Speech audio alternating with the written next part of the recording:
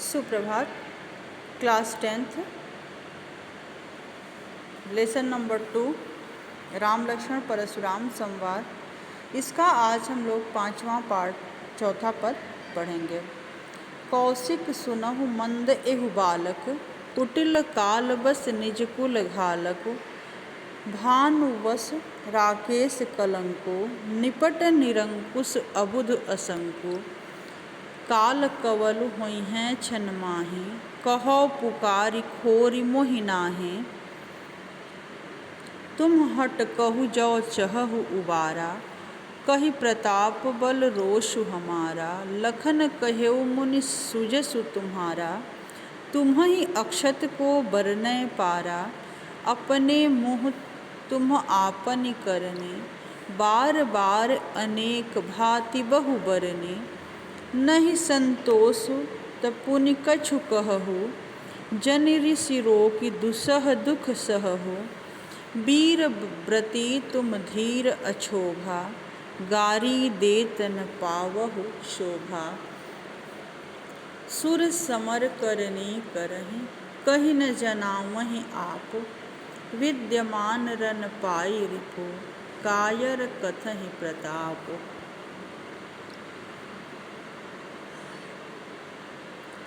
परशुराम जी क्रोधपूर्वक लक्ष्मण की उदंडता पे कहते हैं, कौशिक सुनहु मंद एहु बालक, कुटिल काल बस निज कुल घालक।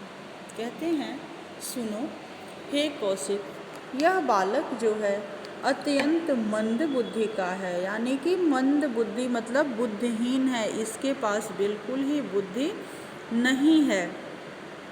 यह कुटिल, कुटिल का मतलब होता है टेढ़े स्वभाव वाला। यह बालक जो कुटिल है, ये काल के वशीभूत हो गया है और अपने निज कुल घालक और अपने कुल का नाश करने वाला है। कहने का तात्पर्य यह है कि परशुराम जी लक्ष्मण जी के बारे में बताते हुए कौशिक से कहते हैं कि हे कौशिक, यह बालक अत्यंत मंद बुद्धि का है और काल के वशीभूत हो गया है, अपने कुल का नाश करेगा। भानुवंश राकेश कलंको, निपट निरंकुश अबुध असंको। यह बार बार मुझे बुलवा रहा है। मैं बोलना नहीं चाह रहा हूँ, लेकिन यह बार बार जो है मुझे बोलने के लिए प्रेरित कर रहा है। लक्ष्मण के कटु वचन को सुनकर परशुराम ने अपने भयानक फरसे को फिर से संभाल कर हाथों में ले लिया और कहा कि भानुवंश राकेश कलंको, निपट निरंकुश अबुध असंको। यह सूर्यवंश का कलंकित चंद्रमा और अत्यंत ही निरंकुश, अबोध और शंका रहित है। यह सूर्यवंश में कलंकित चंद्रमा के समान है। यह क्षण भर में ही काल कवलित हो जाएगा। यानी कि कहते हैं कि मैं इसे क्षण भर में ही काल के वशीभूत कर दूंगा। काल कवल हुई हैं छन माही, कहो पुकारी खोरी मोहि नाहि। यानी कि यह क्षण भर में ही काल से ग्रसित हो जाएगा और इसलिए मैं बार बार कह रहा हूँ कि मुझे न छेड़े, मुझे न चिढ़ाए। इसीलिए मैं बार बार इसे कह रहा हूँ। तुम हटकौ जो चहु उबारा, कहि प्रताप बल रोषु हमारा। बार बार मना करने पर भी यदि तुम इसकी रक्षा करना चाहते हो तो इसे मेरा प्रताप, बल और क्रोध के बारे में बताओ, अगर इसकी तुम रक्षा करना चाहते हो। लखन कहेहु मुनि सुजसु तुम्हारा, हुई हैं अक्षत को बरनै पारा। इस पर लक्ष्मण जी उग्र होते हुए कहते हैं कि हे मुनि, आपका सुयश आपके अलावा और कौन बता सकता है।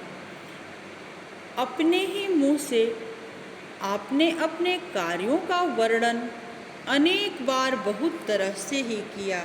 ऐसा लक्ष्मण जी इसलिए कहते हैं कि बार बार परशुराम जी जो हैं लक्ष्मण को अपने बल और प्रताप और फर से कुठार के बारे में बता रहे हैं। इसलिए लक्ष्मण जी ऐसा कहते हैं कि हे मुनि, आपका सुयश आपके अलावा कौन बता सकता है, क्योंकि अपने ही मुँह से परशुराम बार बार अपनी प्रशंसा कर रहे हैं।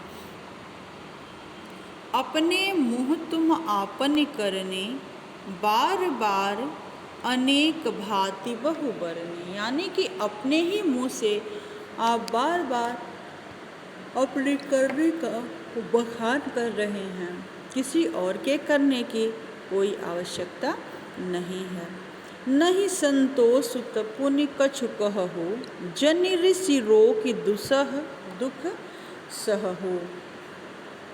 और यदि इतना कुछ कहने पर भी आपको संतोष न हो तो फिर कुछ कह लीजिए और अपने क्रोध को शांत रख करके, अपने क्रोध को रोक करके अत्यंत दुख पाना जो है आपके लिए अच्छा नहीं है। आपके अंदर जो भी दिमाग में चल रहा है सारा कुछ कह लीजिए। वीर व्रती तुम धीर अछोभा, गारी देत न पावह शोभा। आप दुख से रहित वीरता के व्रत को धारण करने वाले तथा धैर्यवान हैं। आप क्या हैं कि दुख से रहित हैं, वीरता के व्रत को धारण करने वाले हैं तथा धैर्यवान भी हैं। इसलिए गाली देते हुए आप अच्छे नहीं लगते हैं, क्योंकि सूर समर करनी करहि, कही न जनावहि आप।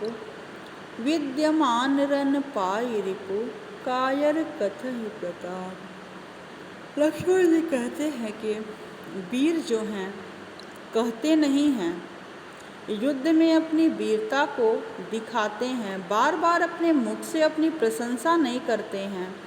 वह युद्ध में अपनी वीरता को दिखाते हैं, केवल स्वयं कहकर नहीं प्रदर्शित करते हैं, अपनी करनी को वो बार बार कहते नहीं हैं। शत्रु को समर यानी युद्ध में पाकर कायर ही प्रलाप करते हैं।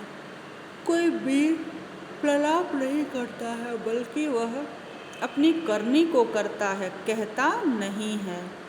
इसलिए आप लक्ष्मण के कहने का व्यंग तो यही है कि आप सचमुच वीर नहीं हैं, इसलिए अपनी ही प्रशंसा आप बार बार अपने मुख से करते हैं। आगे का जो अंश है कल पढ़ेंगे। धन्यवाद।